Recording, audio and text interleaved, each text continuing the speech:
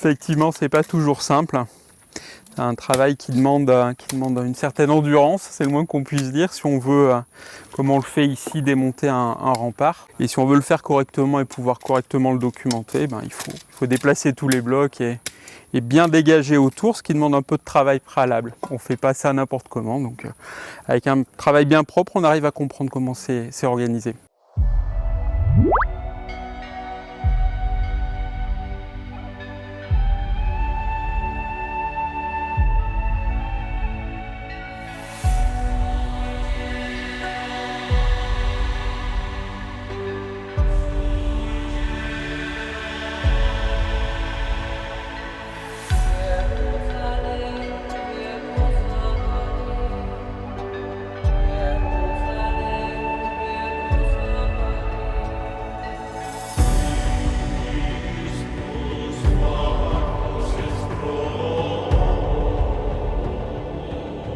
Alors on est au sud de l'Hermue, donc sur une petite table basaltique sur le versant oriental du massif du Cézallier, qui a été occupé depuis plus de 6000 ans par l'homme. Et donc depuis 2016, on a repris l'étude de site, d'abord par une campagne de sondage qui a permis précisément à cet endroit-là de repérer des niveaux archéologiques conservés en place, ce qui à 1100 mètres d'altitude est très rare parce qu'on a une érosion qui est très forte. Et donc depuis cette année, on lance un programme de fouilles qui certainement va durer quelques années, de manière à pouvoir aller au-delà de cette simple évaluation faite en 2016 et pouvoir, comme vous le voyez ici, fouiller ces niveaux archéologiques bien à plat pour comprendre l'organisation de ces occupations.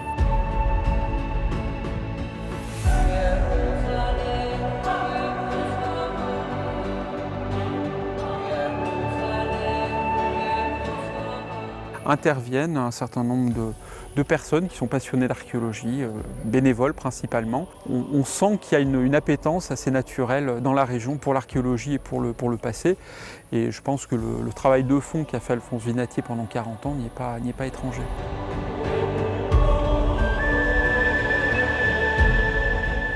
Ce site, du coup, il fait partie de mon mémoire qui porte sur l'occupation du territoire durant l'Antiquité tardive et le Haut Moyen-Âge. Et donc ce site est intéressant car on a un site de hauteur avec une occupation de l'Antiquité tardive.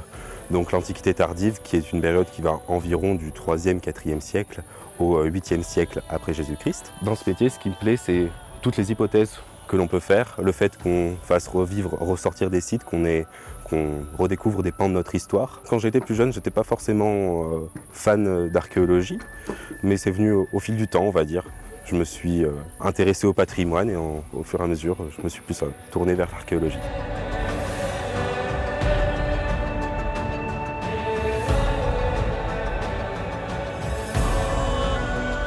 Sur le secteur, grâce au travail d'Alphonse Vinatier dont on parlait tout à l'heure, on a recensé des centaines et des centaines de sites archéologiques, notamment des sites qui correspondent à cette période-là, c'est-à-dire principalement la période gauloise, les âges des métaux, toute cette période qui va entre 2000 et 50 avant notre ère. On a aussi bien des sites fortifiés comme celui-ci que des tombes sous tumulus, donc des terres de terre et de pierre qui recouvraient des sépultures gauloises ou un petit peu plus anciennes et qui se comptent ici par centaines, puisqu'on est sur un secteur où ils sont particulièrement bien conservés. On a un rempart qui date peu ou prou du 5e siècle de notre ère, donc à la fin de l'Antiquité. Et on a un rempart qui est constitué de blocs de pierre. Et cette masse de pierre en fait, était surmontée d'une palissade en bois, ce qui veut dire que en fait, le système défensif en haut de la pente faisait non seulement un peu plus d'1 mètre comme on a le tas de pierre ici actuellement, auquel il faut rajouter peut-être 1,50 m ou 2 mètres de plus. Donc ça fait un système défensif un rempart assez massif et assez impressionnant pour les gens qui passaient en dessous et qui accédaient au site.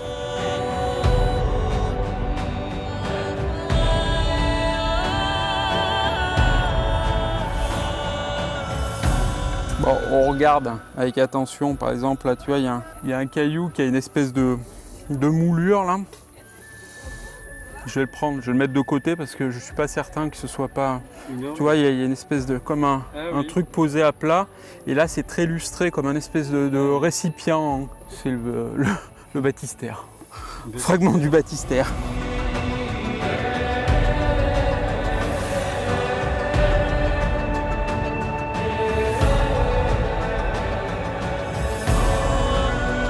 Principalement, ce que l'on a trouvé en fouillant ce rempart, sont des éléments plus anciens que le rempart en lui-même. C'est-à-dire que lorsqu'ils ont érigé ce rempart-là, ils ont pris des matériaux, et notamment de la terre. Avant cette occupation de la fin de l'Antiquité, on a eu de très nombreuses occupations, 3 au total.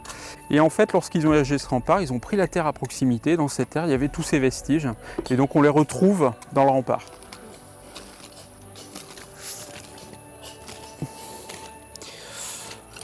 Ouais, c'est un petit bord plutôt tardo-antique, je pense, hein, a priori. Ouais, je pense que c'est de l'Antiquité tardive. En tout cas, c'est pas proto. Ouais, ouais.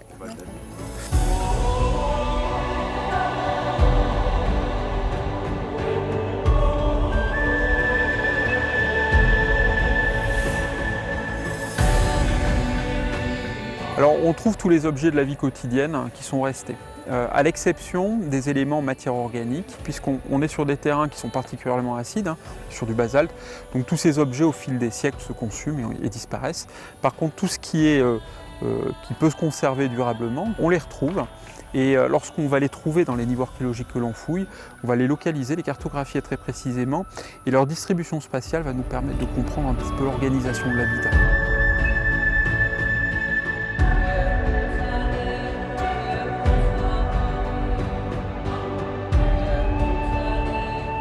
Alors la plus belle pierre, honnêtement, je ne suis vraiment pas le mieux placé pour vous le dire, parce que tout nous intéresse, mais on a trouvé un fragment d'amphore étrusque, datable du début du 5e siècle avant notre ère, et c'est la première fois qu'on trouve en Auvergne ce type de production, et on l'a trouvé ici au sud de l'Hermus, qui atteste pour le 5e siècle avant notre ère, donc le début de la période gauloise, d'échanges assez intenses, en tout cas réels, entre le Languedoc oriental et les comptoirs grecs et le site.